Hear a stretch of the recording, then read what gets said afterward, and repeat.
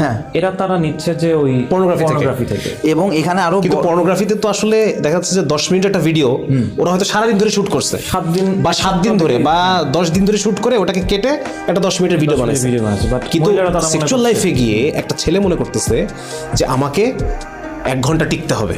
ওই যে ভাইগ্রা খেয়ে আসছে 55 বছরের বুড়া, মানে সে মনে করতেছে আমাকে টিকতে হবে 1 ঘন্টা।